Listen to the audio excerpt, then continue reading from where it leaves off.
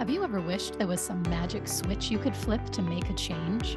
Whether it's about wanting far greater results or wanting desired results to come naturally in ways that feel good without having to force, push, or work hard at it. In today's episode, we're talking about how shining a light on our hidden biases can be like flipping a switch to access a whole new world of possibilities, personally, professionally, and even in parenting. Come on in.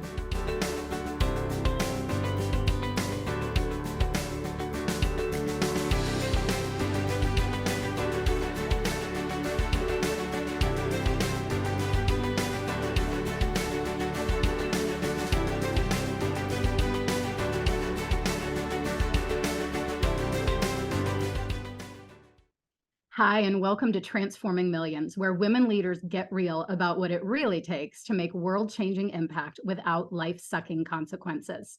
On today's show, we're talking with pediatric neuropsychologist who translates applied brain science into the office, home, classroom, and everyday life in ways that people can relate to and apply.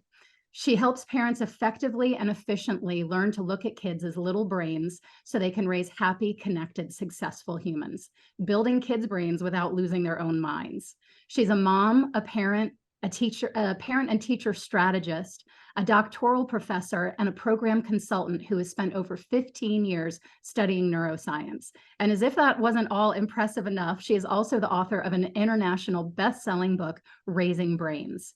Her work has been featured in numerous well-known media outlets, including Forbes, ABC, NBC, NPR, and many, many more. And I am so pleased to welcome today Dr. Sarah Allen. Sarah, I'm so excited to have you here with us today. Thank Oh, well, I'm excited too. Thank you so much for having me. Yeah. So gosh, that is quite an impressive bio. And one of the things that I've always loved about you and the work that you do as well is that it's like I feel like you're getting them from day one. Like I feel like I have people coming to me that feel like my parents did this and this was messed up and this happened when I was in third grade. Not that I'm a therapist, but as a coach, a lot of those old past experiences play into life. And I feel like so much of what you do is like from the beginning, trying to build happy, confident, successful,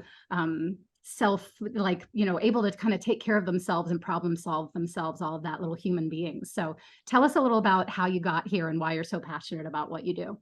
Yeah, it's really interesting. I'm just tagging off of what you just said. I do think that the way that we were raised and the patterns of relationships and communication that we were exposed to really impacts us as adults and then as parents and then back to our kids. So I think it's a cycle that I've been really interested in having my own kids. You study this stuff for years and years and years and years. And then when you actually have your own children, and mine right now are, well, I have a four from 11 to 17, and you watch them develop and grow, and it's like a whole new it's a whole new ball game, and you really get to see how your own patterns come out when you're a parent as a professional, and then how they impact the development of your kids. So I really became interested in that probably more so over the pandemic. And it was my mom who said to me, people don't think about kids like this, people don't think about raising kids like this. And that's when I wrote the book Raising Brains and realized how much this pattern was really important. And then kind of as we came out of the pandemic a bit, we started seeing really high rates of suicide, of depression, of anxiety. Just in our local area, we've had 3 suicides in the last 7 months, probably one within this last month. And it just, it really shows you how important it is to have good mental health foundations, like you said, catching it early on and working to build coping skills and adaptive skills and emotional regulation and management skills so that kids are equipped for this. And we deal with this ourselves, as adults. And I think that that's where I got really interested in these patterns. Yeah. Yeah. It seems like it's such a different world too than what we grew up in and what we dealt with. Like my mom the other day was like, well, first off, she watches way too much news and too much particular news that I'm especially not in agreement with. But nonetheless, she said the other day to me something about, what the heck is wrong with these kids today? Like, why can't they cope? Why are they all depressed? And I was like, well, we didn't grow up with having to worry about if like a shooter was going to come into our school or, all kinds of other things, the social media, like all the things that prior generations really haven't even had to deal with. And these kids, it's like constant sources of anxiety. And then what do they do with that? Well, I think it's funny that she said, why can't they cope? Because honestly, our generation can't cope. We don't really know how to cope and adapt. We grew up in a lot of houses where things were pushed under the rug, everything was perfect, everything was fine. And that really didn't allow us to understand our own emotions. And then, I think the generation right under us has started doing a lot of self-help, a lot of identifying their own emotions but not really knowing exactly what to do with that. And then how to raise kids that don't fall to the other extreme. Whenever you're going to extremes, it's always an issue. So we really want to understand it and work with it. But yeah, I think we've all been through significant trauma just with pandemic. And then you add getting back and you add what we are much more aware of the things happening, I think, than in other generations, just with the media and the way we have such easy access to these things. And so it's mostly a matter of figuring out, how to think about those things and how to absorb those things in a way that, again, creates these good mental health foundations instead of shying away and pretending they're not there and not exposing the kids to anything. It's really about slowly exposing and working with them as well as with yourself as you go through it to figure out how you feel about something and how you want to respond instead of responding with that gut emotion. Yes. Yes. I just had an experience with that the other day with my 16-year-old where she said something and I kind of just had my like natural response that came out and it was very clear it was not the response she wanted. And to kind of go back later, like an hour or two later, after I realized she really had kind of pulled back and withdrawn some after that, I was like, okay, can we try that again? I'm like, maybe what I should have asked was, how do you want me to respond to this? Like, what do you need from me right now? And yeah, And that's a good model. I think we think we're supposed to be perfect, like we don't have emotions. And actually, the example you just gave is perfect. That is exactly how it should be, that you may respond in a way you don't want to, but how do you handle that? And the model that you gave your daughter is an excellent one, which is, okay, I didn't like that, so I'm going to come back and try again. And that's relationships and that's communication. And even when I became a parent, I wasn't a teacher. I worked in schools and things like that, but I didn't realize how much you had to teach your children and the skills you had to build in both yourself and in them until I had my own kids. yeah. And you realize that it doesn't come naturally and it is something you have to teach. So all of these interactions are teachable moments that we can work with them. And I think we do it even in our professional lives, as we feel emotional reactions. I realized at one point that I was doing a lot of it in my head, and now I'll have conversations with my kids about something that happened at work or how I responded to this or the interactions, because again, it's a good model for relationship and communication building so they can see it across the board. Yeah. Yeah. I'm curious. I'm so curious. One of the things that popped into my mind as you were saying that is I feel like there's almost two, and I don't think it's only black and white, like it's either this way or that way, but two distinct kind of parenting styles that I think I recognized as either the ones that are always like, let me teach you and show you like what it's supposed to be or how it's supposed to work or what you're supposed to do. And then there's the model of kind of helping them sort of figure out who they are and just like be with them in some ways. And I mean, maybe the ideal is a blend between the two, or maybe more of the teaching early on and more of the just being with them later on. But I'm curious for you, as this is your area of expertise, what are your thoughts on that? Well, it's funny because although the book's called Raising Brains, the subtitle is Mindful Meddling to Raise I love that. Mindful meddling. Yes, because it is kind of that blend that you talk about. You definitely want to teach your kids, but you have to allow them to have that productive failure. We talk about it in business all the time, but we forget that that's how kids learn too, and so I think it is always the seesaw of trying to, make sure you're teaching, but then also letting them practice those skills and have that failure. And what you're teaching is really the process of learning, not necessarily each particular skill along the way. And so, you're always Yeah. going to get it wrong, but occasionally you'll get it right. And that's, there's there's a sweetness to that when you find that. And even in getting it wrong, like I said, it allows for this kind of growth mindset approach that happens in a house when everybody can have that productive failure. And Right. it really breeds the things that you want to see. So I guess the answer to the question is it's a blend of those things, and trying to find, I always say there's two magic questions. What does this brain need to learn? What can I teach this brain? And if you're constantly coming at things that way, you're going to end up finding the right skill. I noticed after working with a lot of parents and professionals that, sometimes they'll pick the wrong skill, or a skill that I would have dug a little deeper in. But even just the thinking of that is going to be beneficial, and you want to look at that. I can give you a great example. Actually, I was just with my cousin on the beach, and her daughter was running around. She has a little girl about 4 and then a little baby. And she had the baby on her lap, and the 4-year-old would not stop leaving her, wouldn't leave her alone. She was all over her, and she couldn't finish, feeding her, and it was a mess. And, she told her daughter, you need to give me some time and space. And it was interesting in that interaction, because her husband was behind her, and he said, if she asked for help, and he said, well, if you're going to say that, you have to stand by that. And it reminded me that he was probably thinking she needs to learn to listen, Mhm. and I'm sure my cousin was thinking, oh, well, there's a lot of, she needs some love, and I need to give her love. But Right. really what I saw was that this girl loves her mom, and that's a great thing, but she wants attention, and she needs to learn how to get that in a way that's going to fulfill that need in her, but Mm. also be an appropriate way to do that within that relationship.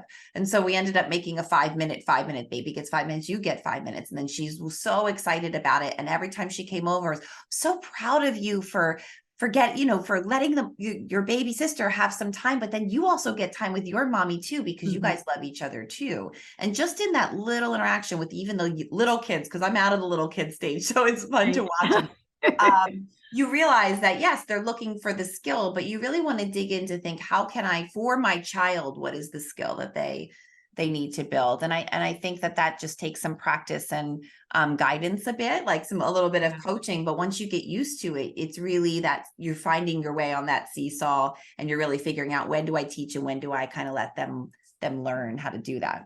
Yeah, yeah. I think so many in our audience, so many of our viewers and listeners probably are parents, and many I find many of my clients, I would say maybe even all of my clients, quite honestly, have some things they wish had been done differently when they were the way they were parented and brought up. I mean, sometimes like super traumatic past experiences and how they were parented or not parented maybe is more the appropriate way sometimes. But I do feel like sometimes people almost will like overshoot the opposite direction, Right. like if I was over disciplined, or I feel like my parents were really hard on me, or like, beat down on me, like I'm never going to discipline my kid. But it's like, discipline doesn't have to mean like beating your child. Discipline could mean Right. setting and enforcing boundaries. Mhm. So yeah, so it's interesting to hear some of that on like, how do we find those healthy balances and finding the way. Yeah, I mean, I think the trick is guide, don't direct, don't Yeah. demand. You're really trying to guide, and checking your own biases, really working to think, why do I want to respond this way? Mhm. For me, I have a couple different biases. I was the oldest child. I wasn't allowed to go out and do things as much as my younger sisters ended up. So when my kids ask to go out past 9 o'clock and it's dark and they're on their bikes, I'm immediately will say no. And I've realized with, thinking about myself and thinking, with my partner's help too, that, wait a minute, is it okay? My first response is always no, because that's kind of where I was. And now I'm Right. thinking, yes, yes, you can. And I can give them more, because I want them to build independence. So by checking that bias, that helps me. And I also have a little more trouble sometimes with my son than my daughter, because, I lost some kids before I had my kids. I lost 3 boys. And so I noticed that whenever my son will ask me to do something, I'm more likely to want to be like, no, come here, come back. And Mm. I have to check. I've always, since he's been little, I've had to check that bias and say, wait a minute, he can do this. And talking back about relationships, because I can express that to him, he also knows that because we're in a relationship, I need him to check in a little bit more. And so because we've had that conversation, he checks in a little bit more, maybe even than my daughter does. And I give him a little bit more independence. And, that's something we don't really work on sometimes with our kids, is thinking about it as that two-way street. We do it with our relationships, we do it in our businesses, but we don't really think about the fact that it's okay to say to your child, I have trouble with this. Can you do this to support me? And I'll Mm. do this to support you. And I think especially as our kids get older in these teenage years, as you're really preparing them, you don't have much time before they can go out on their own. To build that in early on is helpful to them in the long run, and also supportive of your relationship, so you don't end up doing that teenage clash. Yes. I I tease my kids about how occasionally we'll be walking through a parking lot and one of them will like kind of pull me like, Mom, watch out, there's a car, and like pull me away from the car. And I'm like, dang, I thought by now you'd be trying to push me into oncoming traffic. Right. Mhm. So I know I know you work one-on-one with parents and with kids both. I know you've worked in school systems. You also work with organizations, corporations, helping them with their employees as well. What would you say are some of the best or most fulfilling parts of your work? I think I'm really interested in helping people see things a little bit differently. I appreciate a lot of the parenting books and parenting things out there, but I think especially as an entrepreneur and, a woman that has kids and wants it all, right? In certain Yeah. ways, you run into a lot of extremes. And I really wanted something that was efficient and effective. And so I really enjoy doing the group trainings that I do, both in schools and in organizations with working parents, because I think it's really exciting when you come across a program that talks to you about how to think about it. It's almost like, getting a degree, right? It's like trying to see it, and there's no manual for this parent thing. They just, you have to do more to drive a car, I always say. So Yeah. it's really, I find it very fulfilling when you can be in a room and have found a way to describe these things as simple and efficient and effective tools that people can learn how to see things, because kids are, like you said, the black and white does not exist. And so, you learn a couple things, and then when those tools don't work, you feel helpless again. And it's that helpless feeling that creates all of the other issues you have as parents, because you get self-conscious about it. You don't know what to do. But when you have a good bag of tricks, and you can create your own bag of tricks because you've learned how to approach it and how to see it, that's when, creating independence in the people that you're working with, and people really feel confident and supported, and they can do a lot of that work on their own. Whether it be a check-in here or there is fine, but not a consistent need for the support. They can stand on their own 2 feet. So I think that's the most fulfilling part, to what, I talk a lot about building skills versus managing behavior. When you're in that managing behavior stage, we know this with employees, when you're managing somebody's behavior, you're not having growth. It's taxing on you as a supervisor. None of it's working. It's the same with kids. Once you start growing these skills, they become independent and helping themselves more, helping you more, and everybody thrives in that household. So that's really been, I think, the most fulfilling. Oh, beautiful. I love it. I love anytime it's kind of the whole like, feeding a man or teaching a man to fish kind of thing. Like Mhm. you're giving people the skills to be able to fish for life so that they can be teaching their kids to fish for life. And exactly, I think that's I've had some really I've been blessed with some bigger contracts lately where I can do more systemic work. We've done one in full districts and schools, but we also did one at a camp this summer. And I think the most exciting part about that is these are 14, 15, 16, 17-year-old counselors.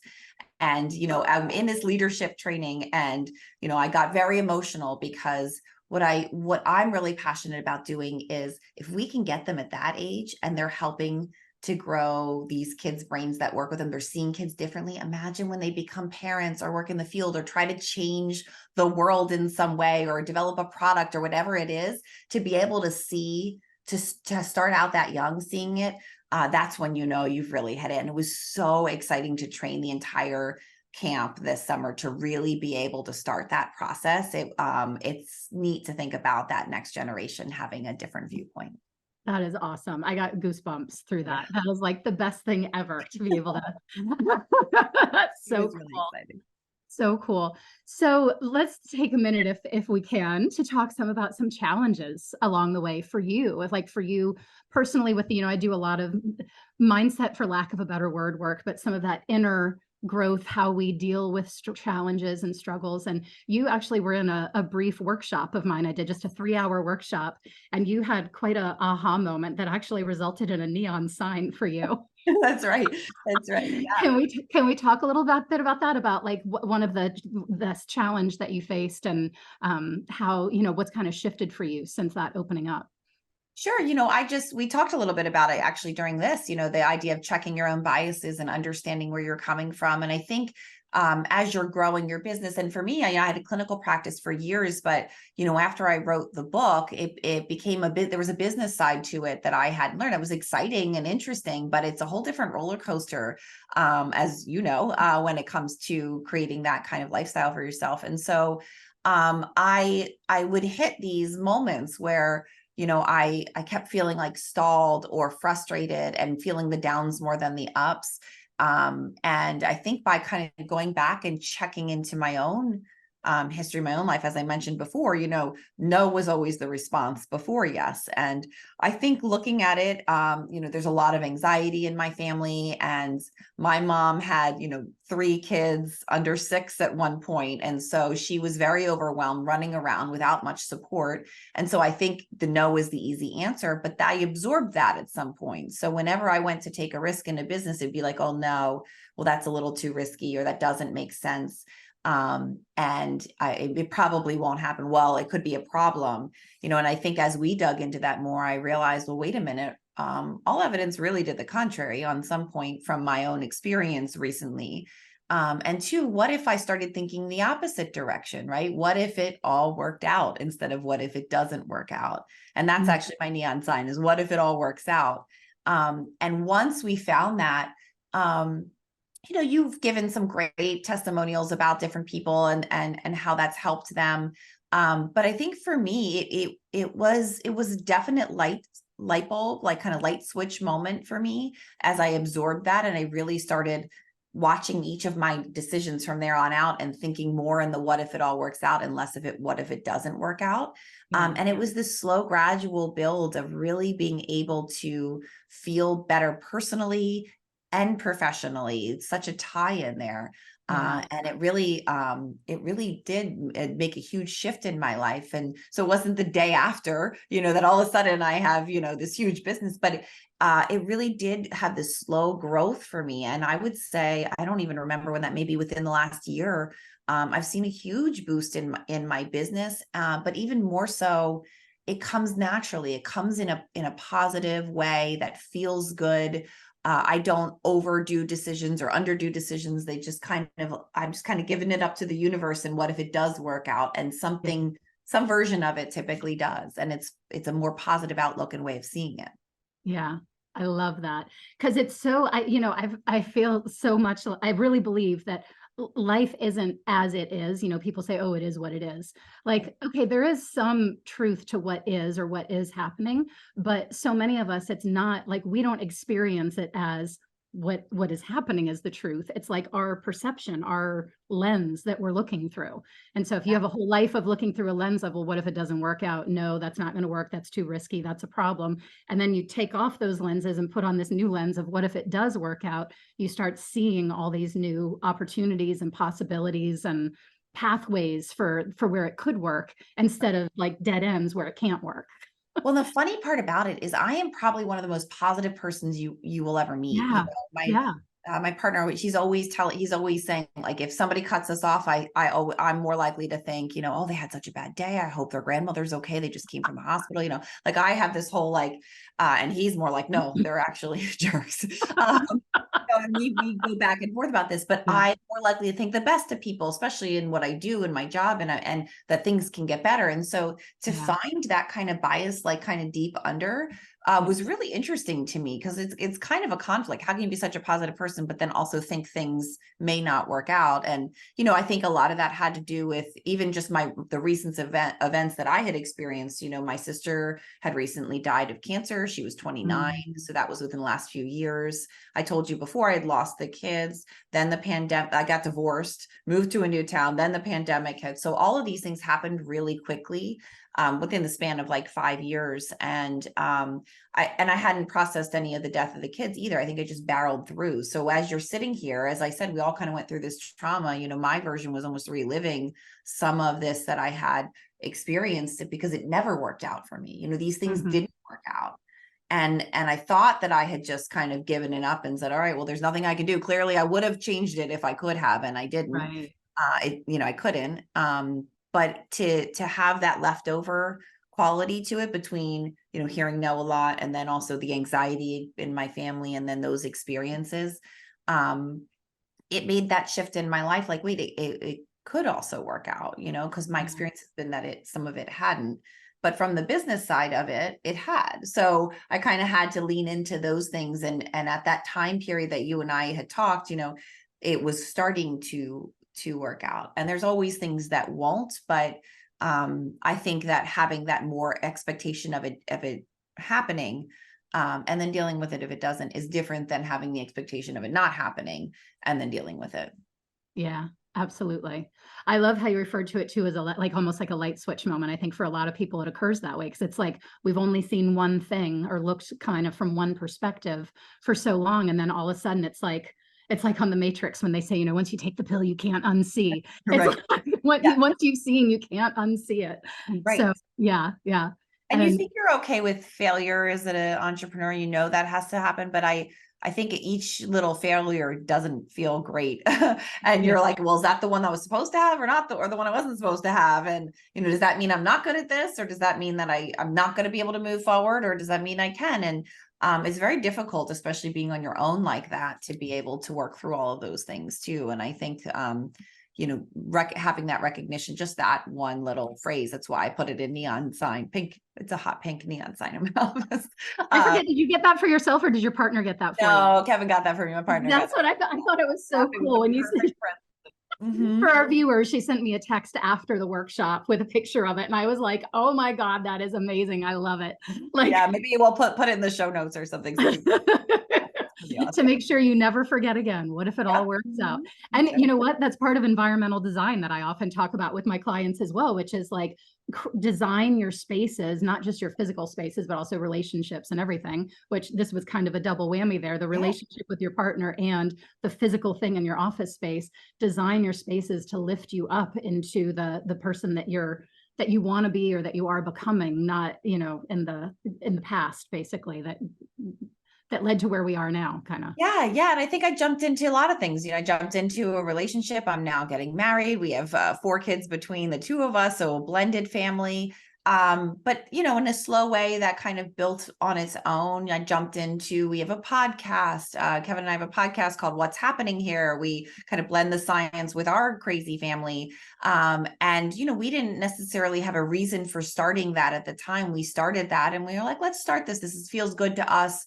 What if that works out? And that's been really exciting for us personally, as well as professionally. And, a lot of projects that I'm just kind of saying, yeah, sure, let's try this. Some of them work out to be big, awesome projects. Some of them, haven't taken off yet, or, are relationships that'll come to fruition at some point. And, just that mindset has really shifted. And I think there's always work to do in that, in areas to really, and you kind of grow, especially since last time we talked, I've grown so much and then ready to take another look at things again as you hit the next level. So.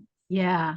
Every time we get to that new level, it's like that new territory. We don't know where the saber-toothed tigers are. And it's the whole kind of like brings up all the old stuff again sometimes as well. And yeah, that's the topic for another show, I suppose. Yeah. Well, I mean, it's a good point in the sense that, it sounds like, okay, I'm all fixed. But then as I get newer contracts and bigger contracts and really big contracts, I think I mentioned this to you the other day.